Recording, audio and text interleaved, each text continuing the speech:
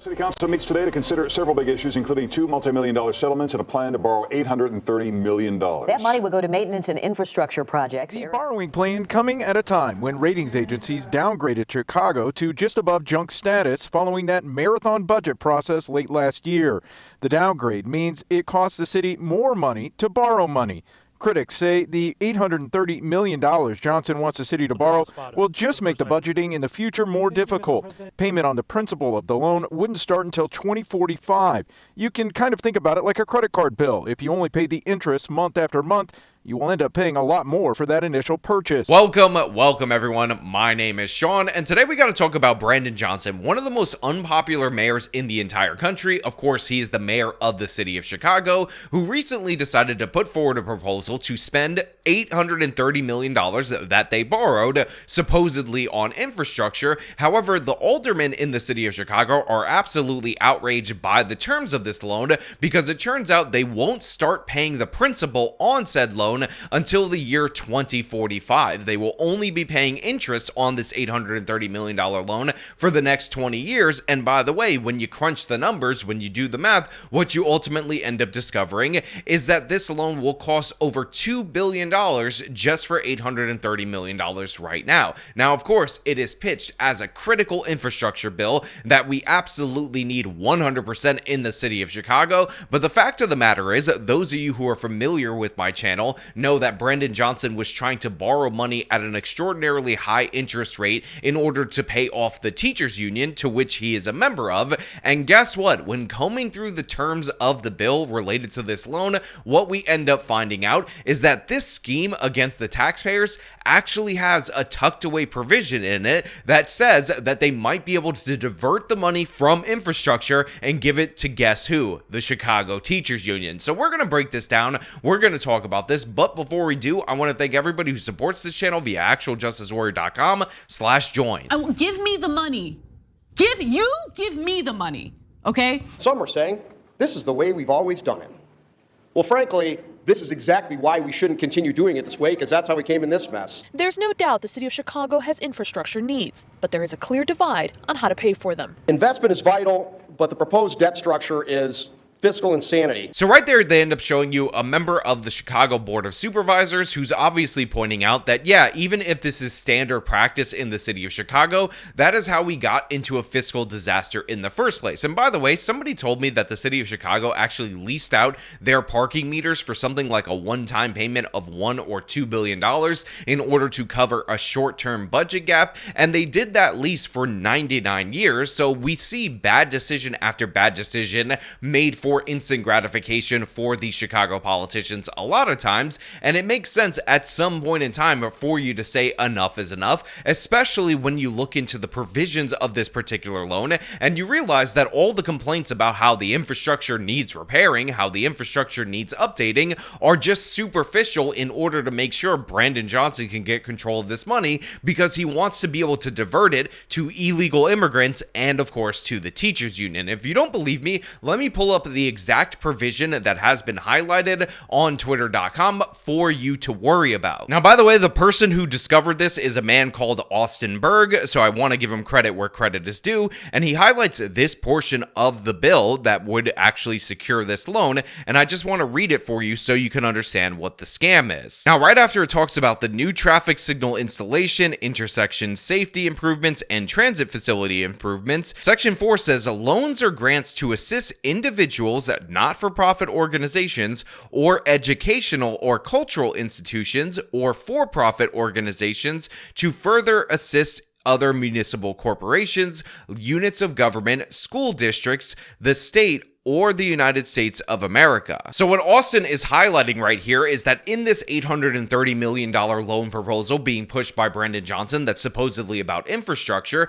after they talk about the type of infrastructure that you can allocate this money to in the form of grants and or contracts and or payments, you also have this section right here that says, oh, you can also allocate this to not-for-profits, educational institutions, school districts, to make it clear they state those things twice, or any of these these other public or private purposes, meaning that they're borrowing money on the pretense of fixing Chicago's crumbling infrastructure. However, they're granting themselves the permission, if they borrow this money, in order to spend it on other things, including but not limited to school districts and illegal aliens, because who's administering all the different programs to the migrants in the city of Chicago? You guessed it, not-for-profits, which are expressly listed right there. You can also pay corporations for things like meal services and whatnot that are given to those illegal aliens, and it just goes to show you that if you don't pay attention to your local politics, you are going to be screwed over, because these people have way more influence on your life. They can borrow your city, your state into disaster, again, put the payments off 20 years down the line, and you might not even notice if you're not paying attention in detail, because you might be thinking, you know what, we need those instant infrastructure improvements right now, and paying $2+ billion over the course of 20 years, that's really not that big of a deal. It's not that big of a trade-off when you consider the fact that the improvements to the infrastructure will be a net benefit for us over the course of that 20 years. But guess what? Those infrastructure improvements aren't going to happen. This loan money is going to be given to the teachers union, which Brandon Johnson is still a member of and is just on leave from, as he is the mayor of Chicago, which means it will go in part into his pocket. On Wednesday, Chicago City Council was set to vote on Mayor Brandon Johnson's borrowing plan of $830 million for the city. The money would go towards maintenance and infrastructure projects in all wards. The vote did not go through when several aldermen voiced concern over the structure of the loan. We're making it very challenging by kicking the can down the road for 20 years. Under Johnson's borrowing plan, the city would start making interest-only payments towards the loan starting in 2027. Payment on the loan's principal wouldn't begin until 2045. That's 20 years from now. You face a staggering repayment obligation and a past due bill that is double what you originally borrowed. So look, the reason why politicians love to structure loans this way is because Brandon Johnson will be long gone, and it will be somebody else's problem 20 years from now when this loan blows up on them, and of course when the infrastructure payments aren't actually there. And to be clear, Brandon Johnson looks like he's going to be gone in the next election cycle, so he might be out of office by the time they're even starting to pay the interest on the loan in 2027, but the man might have further political aspirations as the governor of Illinois, and you might think that's ridiculous, you might think that's absurd, but the man has a giant ego. He probably thinks he can go governor, senator, and then president of the United States, calling everybody a racist along the way, and this is what they do in order to say that they balanced the budget in their time. They found money for infrastructure and for education while they were in office, not mentioning the fact that all these different loans that have been put off 20, 30 years or whatever are going to blow up on the future generation, are going to hamstring the politicians there, and it's really unfortunate. But to be clear, this is standard political fare. Brandon Johnson isn't doing anything unique. It just so happens his popularity is so low and so in the dirt, he's finally being called out for it. And don't make any mistakes about it, the Chicago aldermen did not all of a sudden become a fiscal discipline experts or anything of the sort.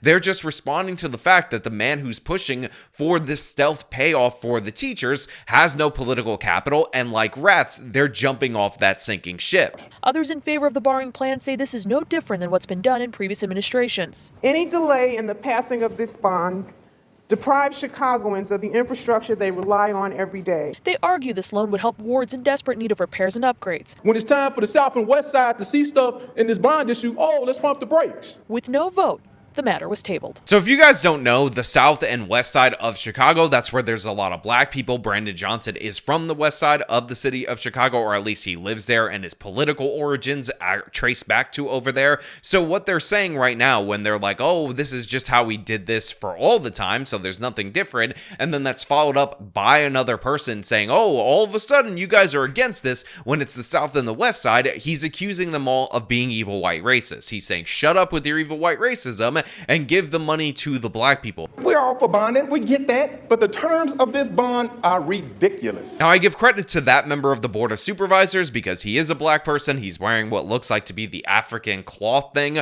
with a bunch of other people, and he's saying, look, I'm in favor, obviously, of funding my district, of funding my ward. I'm in favor of the south side and the west side. I'm not anti-black or anything of the sort. It's just the terms of this loan are ridiculous. So a lot of people are pushing back against Brandon Johnson, and this this just makes sense. And again, the temperature is rising in the city of Chicago because Brandon Johnson has diverted resources, at least in the minds of the black voters that make up his base, away from them and to the illegal immigrants. He's talking about how much he's going to fight back against the evil orange man, while at the same time he has to borrow them into devastation in order to give some kickbacks to his own base because he put the illegal immigrants first. So Brandon Johnson in a lot of trouble right here. And obviously he's still trying to sneak through his pay increase for his teachers, for the union that he is still a part of, so that way he can get paid more once he leaves office. And it's absolutely disgusting in every possible way. And I'm glad that the public pressure against this ended up tabling this for the time being. But the fact of the matter is, in my opinion, it is only a matter of time before the city of Chicago takes a bad loan on terrible terms that has enough giveaways in order to satisfy the current members of the Board of Supervisors, but definitely will put the city of Chicago in a huge financial hole. Meantime, aldermen also debated reducing Chicago's speed limit from 30 to 25 miles per hour. Everybody wants to go to heaven.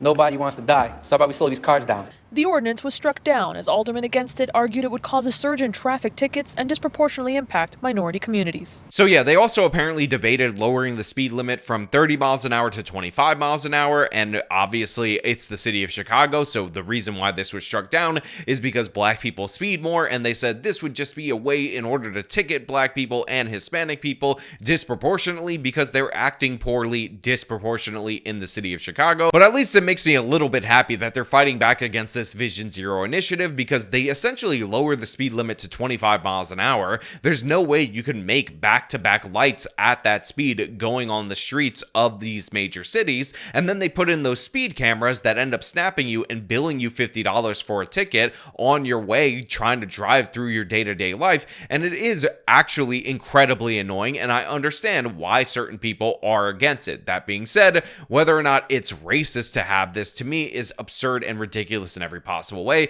If you drive under the speed limit, you won't get the ticket regardless of what race you actually are. Now look, I'm going to pass this question off to all of you out there in the audience. What do you think about this loan as pitched, as sold to the Chicago taxpayers, where it's $830 million supposedly for infrastructure, and they're not going to start paying interest until 2027, and they're not going to start addressing the actual principal on the loan until 2045, which by the way means that they will pay well more than double, north of $2 billion, in order to have this $830 million right now. In addition to that, I want to know what you think about that stealth provision in there that allows them to divert this money from this infrastructure loan in order to pay for things like the public schools, like illegal immigrants. Do you think that was put in there by accident, or that was obviously intentional by Brandon Johnson? Again, all your thoughts in the comments below. As per usual, if you like the video, show them by leaving a like, subscribe for more content, follow me on the social media, support me via the support links in the description of this video. This has been me talking about the disaster that is the city of Chicago. Till next time.